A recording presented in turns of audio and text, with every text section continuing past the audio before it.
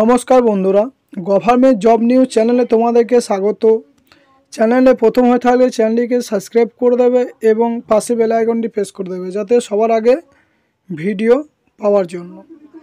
দেখো, supreme court কিন্তু তোমাদের যারা ডিএড চাকরিপ্রার্থী রয়েছে তাদের কিন্তু কি দাবি রয়েছে এবং সুপ্রিম কোর্ট কি মামলা খারিজ করেছে এবং 25,000 টাকা ফাইনও করেছে এবং কাদের 25,000 টাকা ফাইন করা হয় এবং সোমবার এই শুনানি হয়। কি বলা রয়েছে শুনানিতে দেখা যাক।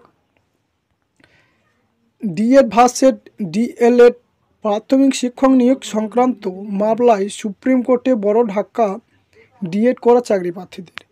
যারা ডিএড করা চাকরি প্রার্থী রয়েছে তাদের বেশ বড় ধাক্কা খেলেন। ডিএড ভার্সেস ডিএলএড ফের দেশের সর্বোচ্চ আদালত সুপ্রিম কোর্টে ধাক্কা খেলেন ডিএড করা চাকরি প্রার্থীরা।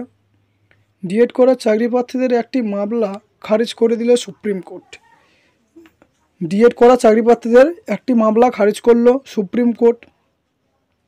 আজ সোমবার এই সংক্রান্ত একটি মামলার শুনানি হয় সর্বোচ্চ আদালতে, যদিও সেই মামলা খারিজ করে দেওয়া হলো। তাহলে তোমরা এখানে বুঝতে পারছো যারা ডিএড রয়েছে চাকরি প্রার্থী তাদের মামলা কিন্তু খারিজ করে দিল সুপ্রিম কোর্ট। এরপরে যেটা বলা রয়েছে, প্রাথমিক শিক্ষক নিয়োগে ডিএড করা চাকরি প্রার্থীদের সুযোগ দেওয়া সংক্রান্ত ডিএড ছাত্র ইউনিয়নের দায়ের করা পিটিশনে আজ সুপ্রিম কোর্টে শুনানি হয়, যাতে সত্য গোপন করে পিটিশন দায়ের করা অভিযোগ তোলেন অন্য পক্ষের আইনজীবী। বিষয়টি শুনে জরিমানা সহ ডিএডের আবেদন খারিজ করা হয়। মামলাটি উত্তরপ্রদেশে কিছু চাকরি প্রার্থীরা করেছিলেন বলে জানা গেছে।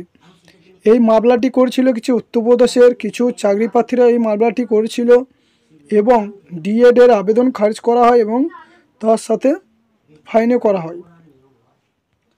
সোমবার সুপ্রিম কোর্টে ডিএড ভার্সেস ডিএলএড মামলাতে ডিএড ছাত্র ইউনিয়নের দায়ের করা মামলার শুনানি ছিল সুপ্রিম কোর্টে।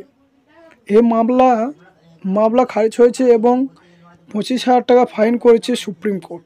ফলে প্রাথমিক শিক্ষক নিয়োগ সংক্রান্ত মামলায় ফের ধাক্কা খেলেন ডিএড করা চাকরি প্রার্থীরা এবং তোমাদের ফের ধাক্কা খেলেন যারা ডিএড করা যে সেই চাকরি প্রার্থীরা। এবং পরে যে তোমাদের কিছু নিউজ আপডেট এলে তোমাদেরকে ভিডিও মাধ্যমে জানিয়ে দেবো, তার জন্য চ্যানেলটিকে সাবস্ক্রাইব করে রেখে দাও প্রতিনিয়ত সরকারি জবের আপডেট এবং প্রিপারেশন নেওয়ার জন্য।